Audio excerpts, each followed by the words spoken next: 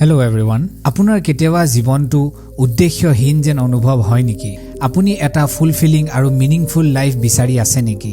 যদি আপোনাৰ উত্তৰ হয় yes, তেনেহলে চিন্তা নকৰিব, আপুনি অকলশৰীয়া নহয়। অধিকাংশ লোকে নিজৰ জীৱনৰ এটা মিনিং বিচাৰি ফুৰে। লাকিলি আজি মই আপোনালোকক নিজৰ জীৱনৰ মিনিং বিচাৰিবলৈ কেইটামান সামগ্ৰী, কেইটামান টুলছ দিব বিচাৰিছো ইকিগাইৰ মাধ্যমেৰে। ইকিগাই এটা জাপানীজ কনসেপ্ট হয় যাৰ অৰ্থ হ'ল ইকি মিন্স জীৱন আৰু গাই মানে মূল্য। দুইটা শব্দ একত্ৰিত হৈ আপোনাৰ জীৱনৰ মূল্য, অৰ্থ বা উদ্দেশ্যক বুজায়। এই ধাৰণাটো জাপানীজ সংস্কৃতিত বহুত দিনৰ পৰাই আছে যদিও হেক্টৰ গ্ৰাচিয়া আৰু ফ্ৰান্সেক মিৰালিছে নিজৰ কিতাপ ইকিগাইৰ মাধ্যমেৰে প্ৰকাশ কৰাৰ পিছৰ পৰাই এই সমগ্ৰ বিশ্বত জনপ্ৰিয় বিষয় হৈ পৰিল। আজি মই আপোনালোকক কিতাপখনৰ সামাৰী আৰু ইকিগাই দৰ্শন বুজাবলৈ চেষ্টা কৰিম। মনত আছেনে সৰুতে স্কুলৰ ফিল্ড ট্ৰিপৰ দিনা সাৰ পোৱা সেই উত্তেজনা, সেই এক্সাইটমেণ্ট মনত আছেনে বাৰু? এতিয়াও কেতিয়াবা এনেকুৱা লাগেনে? আজিকালি বেছিভাগ মানুহে ৰাতিপুৱা সাৰ পাই গোটেই দিনটোত কৰিবলগীয়া কামবোৰৰ কথা ভাবে। সেই উত্তেজনাৰ অনুভৱ আপোনাৰ ডে টু ডে লাইফৰলৈ আকৌ ঘূৰাই আনিব পাৰিলে ভাল নহবনে? কিন্তু অকিনাৱা নামৰ এখন জাপানীজ গাঁৱৰ বাসিন্দাসকলে নিজকে কেনেকৈ সুখী ৰাখিব লাগে এইটো বুজি পাইছে। এই জাপানীজ গাঁওখনত বাস কৰা লোকসকল পৃথিৱীৰ কিছুমান সুখী আৰু দীৰ্ঘজীৱী লোক হয়। এই গাঁওখনত লোকসকলে 100 বছৰতকৈ অধিক সময় জীয়াই থাকে। গাঁওখনৰ সমগ্ৰ জনসংখ্যা কেতিয়াও ৰিটায়াৰ লোৱাৰ কথা নাভাবে, গোটেই জীৱনটো কাম কৰে। আনকি বয়সস্থ লোকসকলো অতি সুস্থ আৰু ৰিটায়াৰ ল'বলৈ বাধ্য হ'লেও তেওঁলোকে নিজৰ লগ বন্ধুৰ লগত জড়িত হৈ থাকে আৰু নিজৰ সমাজত সক্ৰিয়ভাৱে কাম কৰি থাকে। গতিকে কি সিক্ৰেট তেওঁলোকৰ? Let's find out. তেওঁলোকৰ সিক্ৰেট হ'ল তেওঁলোকে ইকিগাই নীতিৰ অনুসাৰী জীয়াই থাকে। নিজৰ ইকিগাই বিচাৰি উলিয়াবলৈ আপুনি নিজকে কেইটামান উপযুক্ত প্ৰশ্ন সুধিব লাগিব। প্ৰথম প্ৰশ্ন, মই কি কৰি ভাল পাওঁ? এনে কিছুমান এক্টিভিটিৰ কথা ভাবক যিটো কৰি থাকোঁতে আপোনাৰ সহজভাৱে টাইম গুচি যায়, সহজভাৱে সময় গুচি যায়, আপুনি সময়ৰ হিচাপ হেৰুৱাই পায়। সেইটো আপোনাৰ বাবে কুকিং হ'ব পাৰে, পেইণ্টিং হ'ব পাৰে বা আনক সহায় কৰা হ'ব পাৰে। কেৱল আপোনাৰ বৰ্তমানৰ ডে টু ডে লাইফৰ প্ৰতি লক্ষ্য নকৰিব। নিজৰ সৰু কাললৈ ঘূৰি যোৱাৰ চেষ্টা কৰক আৰু মনত কৰিবলৈ চেষ্টা কৰক। এই প্ৰশ্নটোৰ বিষয়ে বৰ জোৰ দি ভাবিবলৈ চেষ্টা নকৰিব। মনলৈ যি আহিছে এখন কাগজত লিখি পেলাওক। এনেকৈ ভাবিবলৈ আৰম্ভ কৰক যে মই সুখী অনুভৱ কৰোঁ যেতিয়া মই খেল খেলি থাকোঁ, মই সুখী অনুভৱ কৰোঁ যেতিয়া মই এক্সাৰচাইজ কৰোঁ, মই সুখী অনুভৱ কৰোঁ যেতিয়া মই কিতাপ পঢ়ি থাকোঁ। দ্বিতীয় প্ৰশ্ন, পৃথিৱীখনক কি লাগে? প্ৰথম প্ৰশ্নটোৰ জৰিয়তে আমি নিজৰ ইচ্ছা আৰু প্ৰয়োজনৰ ওপৰত গুৰুত্ব দিলোঁ, কিন্তু আনৰ কথা চিন্তা কৰাটো অতি প্ৰয়োজনীয়। কাৰণ আমাৰ হেপিনেছৰ এটা ডাঙৰ অংশ আমাৰ আশপাশৰ পৰিৱেশৰ পৰা আহে। অকিনাৱাৰ সকলোৱে এনে এটা কমিউনিটিৰ অংশ য'ত মানুহে ইজনে সিজনক সহায় কৰে আৰু চোৱা চিতা কৰে।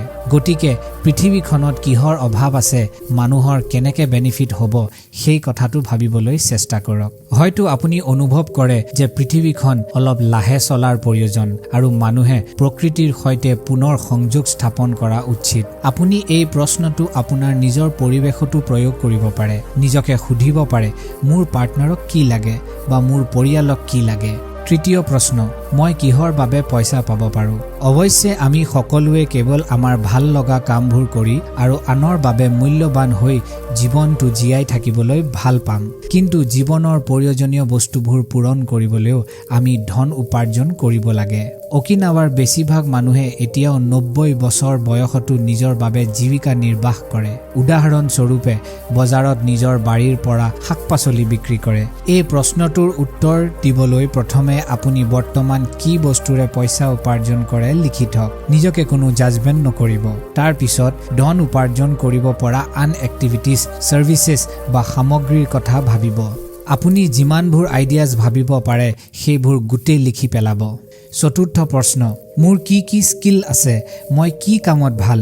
আপুনি যিবোৰ কামত ভাল, যি স্কিলছ আছে সেইবোৰ কথা ভাবি চাওক।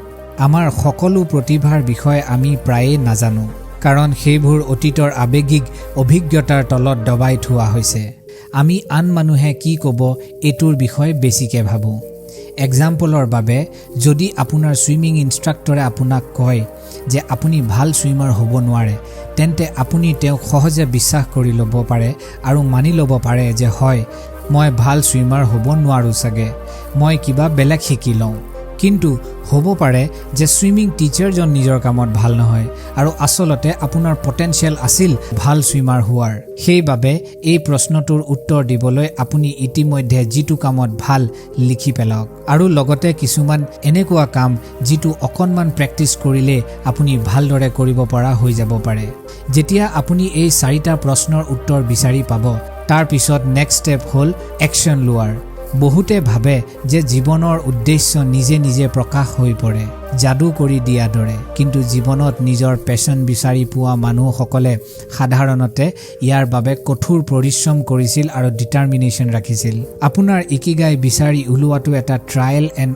এৰৰৰ কথা হয় একচন ল'বলৈ ইকিগাইৰ 4টা এলিমেণ্টছ ভালদৰে চাওক নিজকে চালি বাছি চাওক আৰু এই 4টা এলিমেণ্টছৰ বাবে আপুনি কি একচন ল'ব পাৰে লগতে লিখি যাওক আপুনি ভাল পোৱা কামবোৰ কেনেকৈ আপোনাৰ ডে টু ডে জীৱনত ইনকৰ্পোৰেট কৰিব পাৰে হেতুত মনোযোগ দিয়ক আৰু আপোনাৰ পৰিৱাৰ আৰু আপোনজনৰ বাবে কেনেকৈ মূল্যৱান হ'ব পাৰে সেই বিষয়লৈ চিন্তা কৰক ইয়াৰ পিছত আপুনি যি কাম কৰি ভাল পায় তাৰ বাবে পইচা পোৱাটো জাষ্ট সময় কথা ইকিগাই এই 4টা প্ৰিন্সিপালৰ বাহিৰে লং এণ্ড হেপী জীৱন যাপন কৰিবৰ বাবে আৰু কেইটামান নিয়ম আগবঢ়াইছে আহকচোন চাওঁ ৰুল নম্বৰ 1 এক্টিভ হৈ থাকক ডোন্ট ৰিটায়াৰ অকিনাৱাৰ বাসিন্দাসকলে পৰামৰ্শ দিয়ে যে সুস্থ হ'বলৈ সদায় খেল খেলাৰ বা দৌৰিবলৈ যোৱাৰ প্ৰয়োজন নাই লংগিভিটি আৰু স্বাস্থ্যৰ অৰ্থ হ'ল গোটেই দিনটোত লৰচৰ কৰি থাকিব পৰা সহজ আৰু সিম্পল ৰাস্তা বিচাৰি উলোৱা উদাহৰণ স্বৰূপে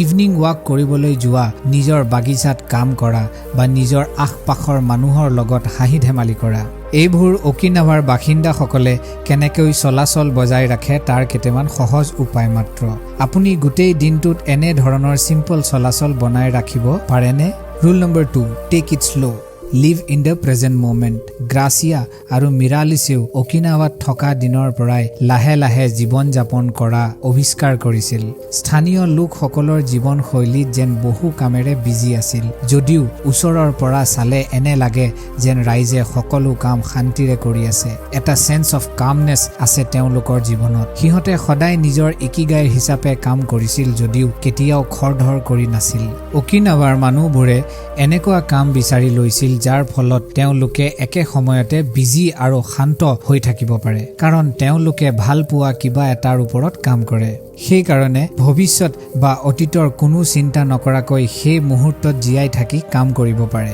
আপুনি নিজকে কেনে ধৰণে দিনটো লৈ ফুৰে আপুনিও জীৱনৰ মাজেৰে লৰালৰিকৈ গৈ আছে নেকি আৰু প্ৰতিটো কাম অতি তীব্ৰতাৰে সম্পূৰ্ণ কৰিবলৈ চেষ্টা কৰে নেকি দ্য কি টু আৱাৰ হেপিনেছ হ'ল ডেইলি কৰা কামবোৰক সৰু সৰু মোমেণ্টত ৰূপান্তৰিত কৰাৰ ক্ষমতা আমি সকলেও আমাৰ ডেইলি কামবোৰ কৰিব লাগে গতিকে কিয়নো এনজয় কৰি কাম কৰিবলৈ চেষ্টা কৰা যায় ৰুল নম্বৰ 3 পেট ভৰাই নাখাব বেছি দিন সুস্থ হৈ থাকিবলৈ হলে 80% ৰুল ফলো কৰিব লাগিব আমি ভোক লগাতকৈ কমাই খাব লাগিব পেট ভৰাই খাদ্য খোৱাৰ বন্ধ কৰিব লাগিব খাদ্য খোৱাৰ সময়ত মাইণ্ডফুল আৰু উপস্থিত হোৱাটো অতি গুৰুত্বপূৰ্ণ ইয়াৰ ফলত আপুনি আপোনাৰ খাদ্য এনজয় কৰিব পাৰিব আৰু কিমান খাদ্য খাইছে তাৰ পৰিমাণ ৰাখিব পাৰিব আজিয়ে এই কথাটো প্ৰেক্টিচ কৰক আপোনাৰ প্লেটখন সাধাৰণতকৈ অলপ কমাইকৈ ভৰাই লওক আৰু খাদ্য গ্ৰহণ কৰাৰ সময়ত যিকোনো ডিস্ট্ৰেকশন অতৰাই পেলাব মনত ৰাখিব live in the present moment